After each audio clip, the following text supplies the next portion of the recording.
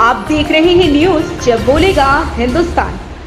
नाथपुरी में नहीं रास्ता, कहां जाए मोहल्ले वासी। कई प्रार्थना पत्र देने के बावजूद नहीं हुआ समस्या का समाधान। सीतापुर का एक मोहल्ला ऐसा भी है जहां ना तो कोई रास्ता है और ना ही आने जाने का कोई मार्ग। मोहल्ले वासियों का कहना है कि सोसाइटी के पदाधिकारियों द्वारा उनके साथ छलावा किया गया है। मोहल्ले वासियों का कहना है कि जब वह लोग रास्ता की मांग करते हैं तो उनकी बातों को अनसुना कर दिया जाता है। अभी मोहल्ले वासियों का कहना है कि यदि उन्हें मार्ग नहीं मिला तो वह कहां से निकलेंगे। हमारे अगर वहां रेलवे ट्रैक से निकलते हैं तो उनके साथ कोई अनहोनी हो सकती है। उनके बच्चे भी हैं, समय से स्कूल नहीं पहुंच पा रहे हैं।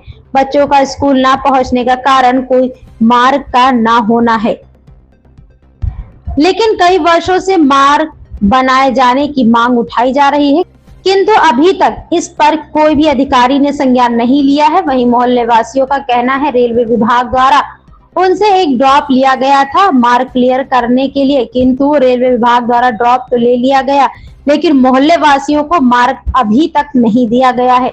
मोहल्ले वासियों द्वारा नारेबाजी करते हुए कहा, हमें न्याय दो, डीएम साहब हमें रास्ता दो। इस अवसर पर भारी संख्या में लोग मौजूद रहे और नारेबाजी करते हुए सीतापुर जिलाधिकारी से रास्ता खुलवाई जाने की मांग की। हमारा ये वीडियो आपको कैसा लगा? यदि पसंद आया हो तो चैनल को सब्सक्राइब करें, लाइक करें, शेयर करें। सिद्ध गोपाल गुप्ता की रिपोर्ट। नमस्कार दोस्तों, मैं हूं राजा करण सिंह और आप देख रहे हैं न्यूज जब बोलेगा हिंदुस्तान। आज एक ऐसे मोहल्ले में आए हैं जो सोसाइटी कही जाती है जहां की समस्याएं बड़ी अपार हैं।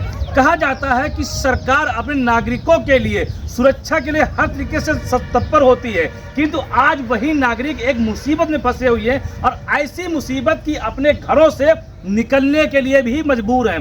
ताकि जाएं तो वो जाएं कहाँ? अगर अस्वस्थ हो जाते हैं, बीमार हो जाते हैं तो उनके लिए यहाँ एम्बुलेंस नहीं आ सकती, यहाँ मोटरसाइकिल नहीं निकल सकती। ऐसे में कैसे होगा? तो जानकारी करते जो मोहल्ले के लोग हैं हम उनसे पूछते हैं क्या समस्याएं हैं। भैया क्या दिक्कतें आपको है जो यहाँ पे आप लोग खड़े हुए हैं? सर ये हमारी सोसाइटी है, यहाँ पे कोई रास्ता नहीं है।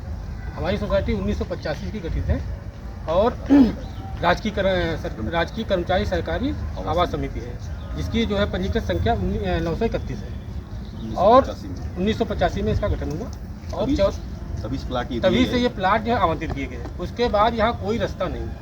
रेलवे विभाग ने आश्वासन दिया था कि यहाँ हमें रास्ता दे दो लाइन निकालने के लिए।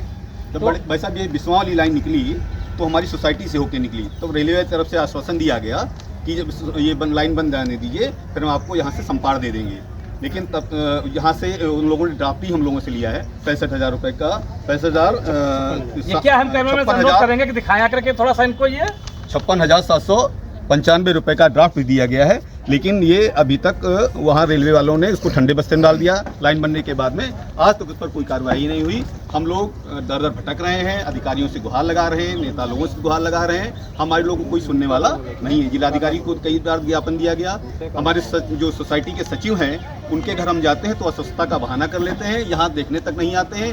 हम लोगों को गुमराह किया गया। हम लोगों ने अपनी जमा पूंजी जो जीवन की थी यहाँ पे लगा दी है और अब हमारी लोगों को समझ में नहीं आ रहा कि यहाँ से जाएं कहाँ। सर हमारे प्रश्न यहाँ पर ये उठता है कि ये आप लोग यहाँ के पुश्तैनी निवासी हैं या प्लाट लेकर के बनाए हैं? नहीं बस हम लोग पुश्तैनी निवासी नहीं है, यहाँ प्लाट लेके बनाए थे। इस समिति से ये प्लाट आवंटित हुए। तो उस समय क्या आश्वासन दिया गया था कि ये कहीं पे मार्ग है, चक्रोट है, रास्ता क्या कहा गया था? कहा गया सरकारी आवास समिति है। यहाँ पर हम लोगों ने विश्वास किया सरकारी समिति है और डीएम द्वारा आवंटन हुआ है तो ये सब सही होगा। और रेलवे वाले से ये ड्राफ्ट देखा गया कि हाँ उनको ड्राफ्ट दिया गया, आश्वासन पत्र देखा हम लोगों ने तो देखा कि हाँ मार्ग मिलेगा, कोई समस्या नहीं है और जीवन भर की पूंजी लगा दी। आज ये समस्या है कि हमारे यहाँ तक जो है बीमार कोई पड़ जाता है तो 4-5 इलाज के लिए जाना पड़ता है। गर्भवती महिलाएं हैं उनको जाने में समस्या है, छोटे छोटे बच्चे हैं रेलवे क्रॉसिंग क्रॉस करके जाते हैं। अगर कोई घटना हो जाती है, स्कूल कॉलेज ये सब जा रहे हैं तो बड़े बुजुर्ग हैं, ये सब लोग बीमार हो जाते हैं, उनको दवाई लेने में दिक्कत है।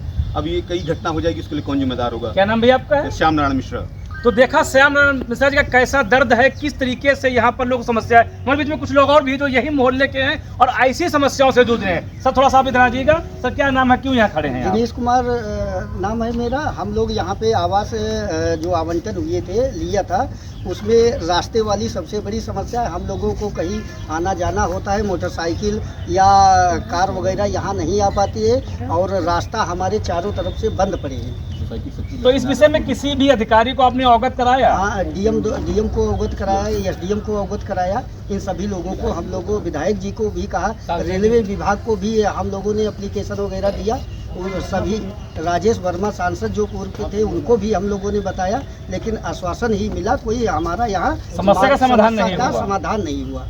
तो क्या चाहते हैं आप लोग? हम लोग ये चाहते हैं कि हमारे यहाँ रास्ता मिल जाए हम लोगों को, जिससे हमारे माताएं, बहनें, बच्चे और हम लोग आने जाने में कोई दिक्कत ना हो। हमें बच्चों को स्कूल जाने में और कोई बीमार पड़ जाता है उसको ले जाने में कोई दिक्कत ना हो, रास्ता हमें चाहिए। जिस समय आपने प्लाट खरीदा था, खरीदा होगा, उस समय कुछ बताया गया होगा कि कहाँ से निकलना, कहाँ जाना है? उस समय यही बताया गया था कि इधर रेलवे के बगल से रास्ता गया है, यही रास्ता आप लोगों को मिलेगा। तो उसी के आधार पे हम लोगों ने यहाँ पे प्लाट लिया था।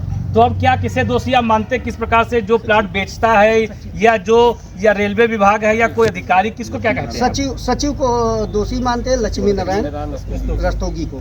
उन्होंने ही जो है हम लोगों को बताया ये रास्ते इधर से निकले हैं, लेकिन अभी तक कोई हमारा रास्ता खुल के नहीं आया। कई बार हम लोग घर पे गए, लेकिन वो मिलते भी नहीं हैं, और मिलते हैं तो बीमारी का बहाना बना लेते हैं। बीमारी का बहाना बना लेते हैं, लेकिन यहाँ की जो सैकड़ों की लोगों की समस्याएं हैं उसको देखने वाला कोई नहीं। अगर स्पष्ट रूप से कहा जाए तो इनके साथ एक फ्रॉड हुआ है, धोखा हुआ है। धोखे से जमीन बेच करके आज इनका रास्ता ब्लॉक होता जा रहा है। हालांकि अभी तो कूद फांद के निकल जाते हैं, लेकिन आने वाले समय में जो रेलवे विभाग है अपना जब निर्माण कार्य कर देगा तो ये कहां से निकल के जाएंगे। अब बात ये होती है कि वोट लेने के लिए यहाँ पे तो सभी आ जाते हैं, लेकिन की समस्या सुनने के लिए कोई नहीं आता, चाहे वो सांसद हो, विधायक हो, प्रधान हो या प्रधानमंत्री तक हो। इनकी समस्या हल करने वाला कोई नहीं। देखते हैं क्या इस पर कोई संबंधित अधिकारी कार्रवाई करेगा, उनको न्याय दिलाएगा। न्याय में इनको केवल रास्ता चाहिए, वो भी 10 फीट की, जिससे इनका जो वाहन है आ जा सके, निकल सके। जो बूढ़े लोग हैं वो जा सके। हमारे कुछ भी चाचा जी हैं, उनसे पूछते हैं जिन्होंने अपना जीवन इसमें लगा दिया। चाचा, क्या कहेंगे निकलने के रास्ता जो अब नहीं है आपके पास? ये आवास, सहकारी आवास समिति, राजकीय कर्मचारी, वो जो ये जगह जो थी जिलाधिकारी महोदय द्वारा इसको आवंटित की गई थी, आवंटित किया गया था। हाँ, अब सोसाइटी बनी थी, सोसाइटी आवंटित की गई थी, प्लाट आवंटित किए गए थे, और ये बताया गया था कि रेलवे के पास हमारा पैसा जमा है। रेलवे ने आश्वासन दिया था कि रास्ता हम देंगे, लेकिन न रेलवे रास्ता दे पाई और न सचिव और अध्यक्ष कुछ कर पाए। चाचा, क्या लगता है अब आपको, कैसा क्या? आप तो हम लोगों ने अपने पूरी जीवन की कमाई जो है सब लगा दी यहाँ।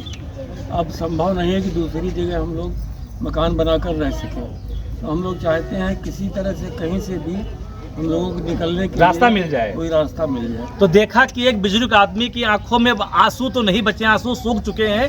कारण है कि सारी जीवन की पूंजी अपने मकान में लगा दी है, और वो मकान जो अब पूरी तरीके से एक ब्लॉक हो चुका, कहाँ से कोई रास्ता नहीं निकल रहा। आखिर इन छोटे छोटे बच्चों का क्या होगा? ये स्कूल कैसे जाएंगे, कैसे खेल मैदान में जाएंगे? ये एक बड़ी समस्या है। तो मिलते हैं अगले वीडियो में, देखते हैं क्या सीतापुर के जो जिलाधिकारी नए आए हैं क्या वास्तव में ईमानदारी के साथ इनके संग न्याय करेंगे, या ये लोग इसी प्रकार से दर दर भटकते रहेंगे, ठोकरें खाते रहेंगे। तब तक के लिए बने रहे हमारे साथ और देखते रहे न्यूज़ जब बोलेगा हिंदुस्तान।